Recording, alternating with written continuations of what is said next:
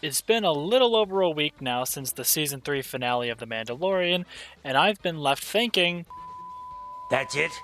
I was extremely excited for this season a few months ago, so much so that I binged all of the previous Mandalorian content in preparation. I had to watch the Book of Boba Fett. Do you understand how bad that show is? For the most part, though, I really enjoyed revisiting The Mandalorian, and I found myself liking it even more after all these years. There's just so much charm and personality in those first two seasons. The characters are great, the action and episodic stories were always so cool and creative, and the overarching narrative flowed perfectly. So after 3 seasons of Mandalorian preparation, and all of Andor because I had too much momentum to quit, I was beyond hyped and ready for season 3. And then I watched the first episode, and it was weird. Mando is preparing to go to Mandalore, so he decides he wants to revive and bring the currently dead Taika Waititi droid from season 1. And that is the first thing in the season that I think is weird. Mando doesn't get much of a character arc in this season, which is a major problem in itself, but Mando does get this weird subplot with the droid, and my main question is why? The robot sacrificed himself and made amends, so I understand that he greatly appreciated the favor, but it's been years since that happened, and Mando should have gotten over it by now. The task he needs it for is a very small one, as we find out in the next episode, so it's a stupid waste of time and energy trying to get IG-11 specifically. The whole point of the robot subplot in Season 1 was that Mando learned to not be racist against robots anymore, so by all means, there's no point in bringing back this specific assassin droid.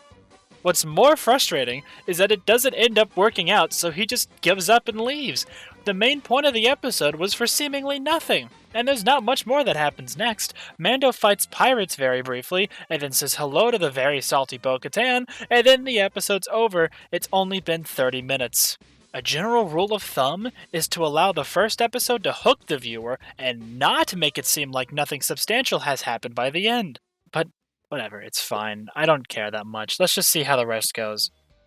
Episode 2 was pretty good, actually. It had a well-rounded adventure, it felt good to actually accomplish stuff compared to the first episode, and it set up some interesting things with Bo-Katan.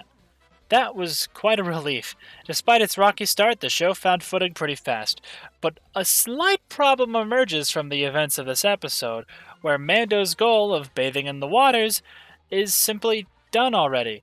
The story that felt like it was going to span the season is over before it really began, and now the show is required to find a new direction for the season.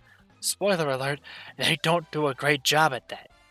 But hey, now the season's really picking up steam. You have to imagine the writers know where to go with it.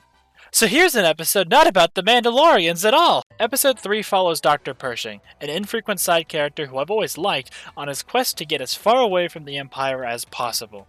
He finds a sort of romance with Elia Kane, another recurring ex-Imperialist character, and they have a pretty fun and engaging hour-long story. Dr. Pershing is eventually devastatingly betrayed by Elia at the end, who's revealed to still be working for Moff Gideon.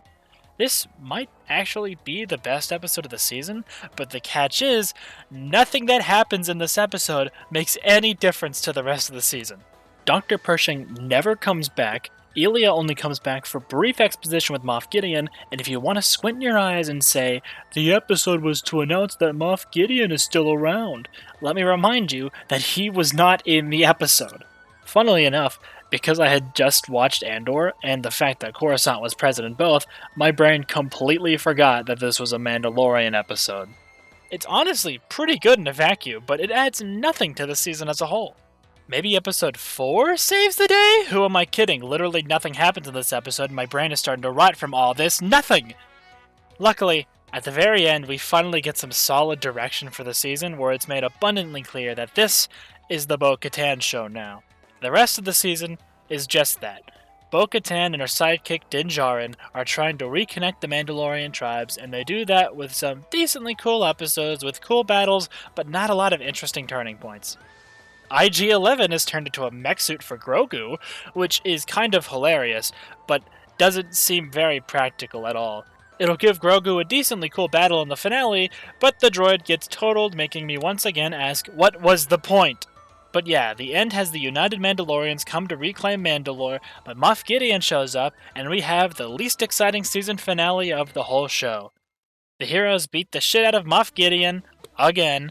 The Darksaber gets destroyed, but in the end, they all live happily ever after except for the Jon Favreau guy.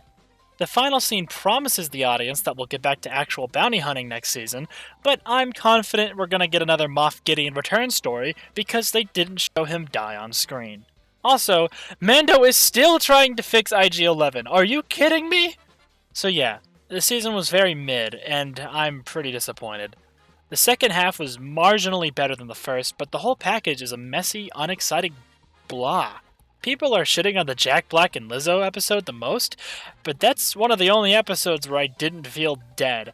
I also very much enjoyed seeing Christopher Lloyd and Jack Black in the same room as each other. I just, like them.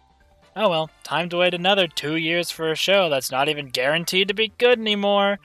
Yay!